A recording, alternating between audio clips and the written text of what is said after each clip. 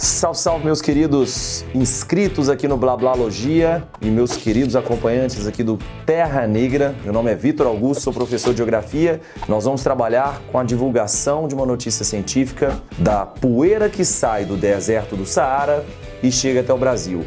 Qual será a relação possível para uma poeira que viaja todo o Oceano Atlântico e chega até a Amazônia? Vamos dar uma olhada nisso aí.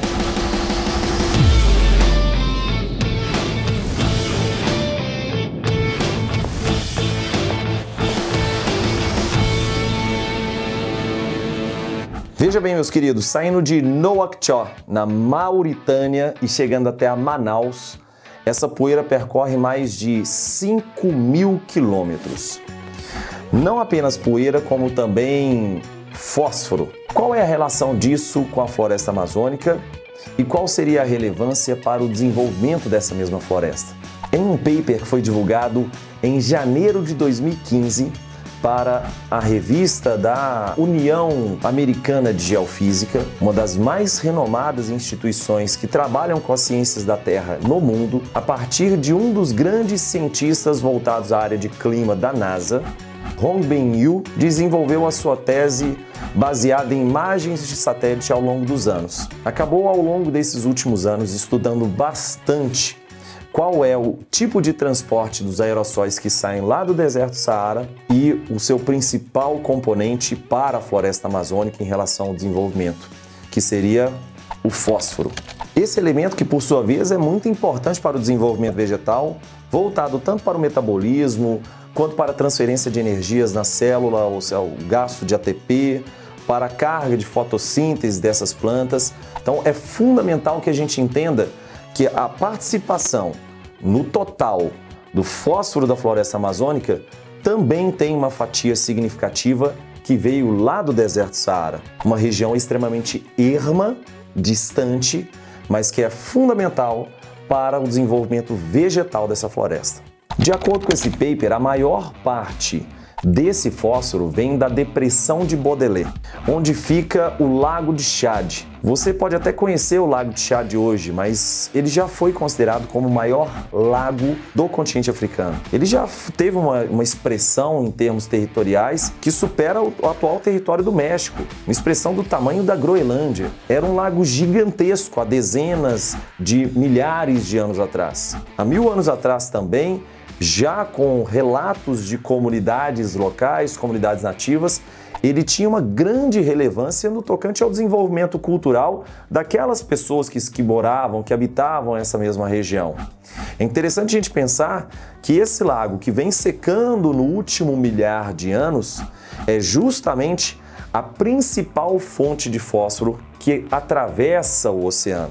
O Lago de Chad, na depressão de Baudelaire, é fundamental para a floresta amazônica. E de onde que viria esse fósforo todo? De acordo com essa pesquisa também, uma série de micro-organismos que entraram em decomposição no assoalho, no leito desse mesmo lago, acabaram determinando a formação de toda essa carga excessiva de fósforo que viaja por esse longo trajeto. Essa quantidade de fósforo seria a mesma quantidade de fósforo perdido na Amazônia ao longo da sequência de chuvas e seria a mesma quantidade de fósforo perdido ao longo das inundações, dos processos naturais como a erosão pelos rios, a lixiviação dos solos. A serrapilheira, também chamada de liteira, a camada de matéria orgânica morta na superfície do solo, aquela que promove a ciclagem de nutrientes para um solo que é tradicionalmente empobrecido. Não se esqueçam disso. O manto de intemperismo, a porção de solo da Amazônia em si, é extremamente empobrecido por uma carga de infiltração excessiva da água da chuva, transferindo muitos sais que são solúveis para porções muito profundas que a vegetação jamais vai ter acesso. Para esse fenômeno, a gente dá o nome de lixiviação. Esse excedente que é lixiviado, ou esse excedente que eventualmente vai ser perdido através do rio, é recomposto pela carga de fósforo que vem lá da depressão de Baudelaire. Inclusive, você pode analisar pela imagem que está na tela agora, tá? A depressão de Baudelaire como sendo um local bem especial, mas bem interessante mesmo. Vamos aprofundar em relação a isso aí. Então aqui dá até para a gente fazer uma problematização bem interessante. Tradicionalmente a gente costuma pensar na Amazônia como um ecossistema em clímax. Essa ciclagem de nutrientes sendo perfeita, sendo exata, então tudo funcionando como um organismo só. Entretanto, quando a gente recebe uma informação dessa, de que o fósforo produzido na floresta amazônica não seria suficiente para atender às demandas dessa mesma vegetação, colocamos em xeque a noção de clímax para a região amazônica. Será que existem outros fatores, então, que vão contribuir para que esse clímax, para que essa vegetação possa se desenvolver? Então, até o paper foi inconclusivo em relação a isso. Qual é o papel das mudanças climáticas alterando possivelmente a dinâmica e a circulação atmosférica nessas regiões? Será então que as mudanças climáticas alterando a circulação atmosférica e, consequentemente, alterando a recepção dessas 22 toneladas anuais de fósforo que são realocadas em direção à Amazônia, qual será então agora a participação dessa alteração? A floresta amazônica será prejudicada? Olha que problematização bem interessante para a gente poder fazer aqui. E agora vamos entender qual que é a origem desse vento. O contexto que a gente está lidando agora, na região do Lago de Chad, seria o seguinte: nós temos duas montanhas como as que estão na tela.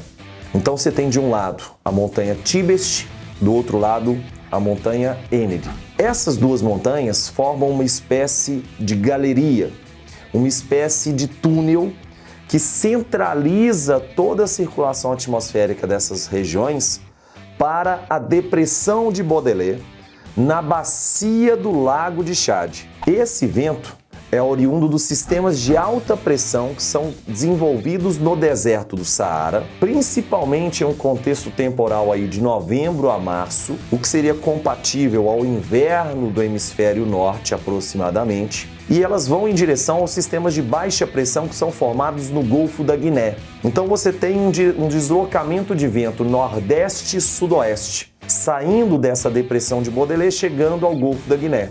Entretanto, a partir desse momento, ele viaja todo o Oceano Atlântico, chegando na porção setentrional do continente sul-americano e na América Central. E por isso que afeta diretamente a Amazônia, principalmente a Amazônia Setentrional. Em alguns casos, pode alcançar Manaus e a porção sul da região de Manaus, mas também chega lá no Mar do Caribe. Chega a Porto Rico, por exemplo. Algumas estações bem interessantes de estudos mostram, tanto em Porto Rico quanto também em Miami, mostram esse deslocamento de ar. Por isso que é bem interessante que a gente não restringe a Amazônia, como também chegando à América Central. E esse contexto, localmente inclusive, tem uma importância muito grande. Os ventos que saem em direção ao Golfo da Guiné chegam trazendo uma série de problemas para a população local. Problemas relativos ao excedente de aerossol, ao excedente de partículas sólidas em suspensão na atmosfera. A gente tem que pensar que se esse vento sai de uma porção desértica, é um vento extremamente seco, carregado de aerossóis e, consequentemente, isso vai promover uma série de patologias à população. Morbidade populacional vai ser amplamente influenciada pela chegada desses ventos, que são os ventos Harmattan. Esses ventos Harmattan, que você pode inclusive ver aí uma composição de um vídeo local, formam uma temporada de ventos carregados de aerossóis. Isso gera inclusive a chamada Harmattan Haze. As cidades são cobertas por neblinas. Essas neblinas são formadas não pela condensação de vapor d'água, como a gente conhece aqui no Brasil, são formadas por um vento carregado de material sólido em suspensão. E é justamente isso que faz com que a morbidade populacional aumente, como eu disse, e é justamente essa passagem que vai ser importante, porque esse momento é o momento de carreamento dos aerossóis em direção aqui à América do Sul. Já em relação à região do Lago de Chad, vale a pena a gente também problematizar um pouco para não ficar restrito aqui à Amazônia, porque existe um problema ambiental muito importante a ser colocado para o Lago de Chad. Ele vem sendo retraído, ele vem sofrendo essa retração de suas áreas, tá? Não apenas por questões naturais, como mudanças climáticas naturais, expansão de áreas desérticas, como também do incremento populacional dessa mesma região. Vale a pena a gente pensar que está naquele entroncamento ali entre Nigéria, Níger, Camarões, Chad, que observou um incremento populacional muito forte. Inclusive, já até abrindo colchetes dentro desses parênteses aí, é uma área de atuação muito forte do Estado Islâmico. Esse incremento populacional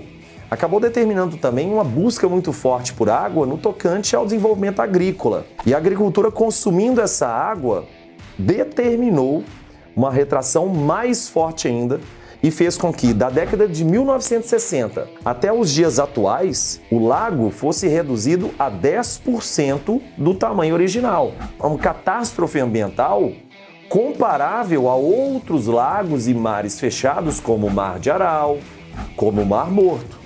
Uma das soluções que vem sendo destacadas, por exemplo, lá para o Mar de Aral, é a transposição de águas da Ásia Central para os principais afluentes, lá o Sirdária, o Amudária. A proposta para o Mar Morto também é a transposição, a transferência hídrica do Mar Vermelho em direção ao Mar Morto. E para cá, para o Lago de Chad, vem sendo proposta já há bastante tempo uma transposição em um projeto chamado Transaqua, que vai extrair água da bacia do rio Congo, que é um dos principais rios do continente africano, definitivamente uma das mais fortes bacias hidrográficas do mundo, que vai se direcionar para o Lago de Chad. Então essa bacia vai ser recomposta a partir de uma nova transposição, de uma transposição proposta para essa região.